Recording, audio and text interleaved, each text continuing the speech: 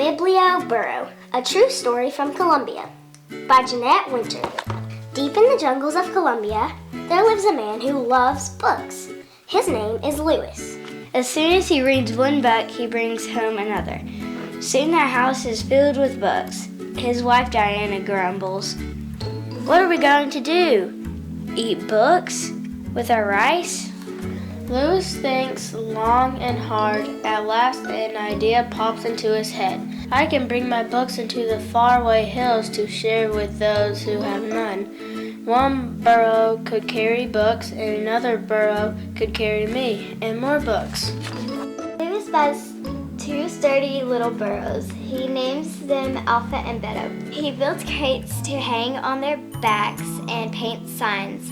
Biblio Burrow, the Burrow Library. Then Diana fills the crates with books.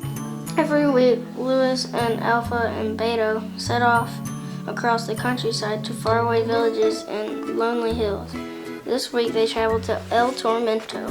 When the sun burns high in the sky, Louis and the burros stop at a stream to drink the cool water.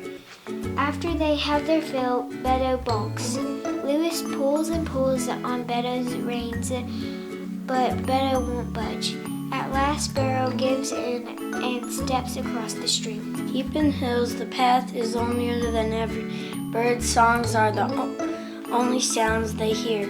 Then, from deep in the shadows, a bandit leaps out. "Please let us pass," Louis says. "The children are waiting." The bandit scowls at the book, but he takes one and growls, "Next time I want silver." The Biblio Burrow continues on its way over the hills until at last Louis sees the houses below. The children of El Tormento run to meet him. Louis insists on reading a story before they choose books to borrow. "Today I have a surprise for you," he says. He reaches behind the books and pulls out a bundle of masks. "Little piglets, put on a mask and I'll read you a tale about pigs." When the story ends, it's time for everyone to choose a book. The children hold their books close as they say goodbye and walk home. Louis and Alpha and Vito head back over and around the hills, across the grasslands and streams, and into the sunset. At home, Louis feeds his hungry burros, and Diana feeds her hungry husband.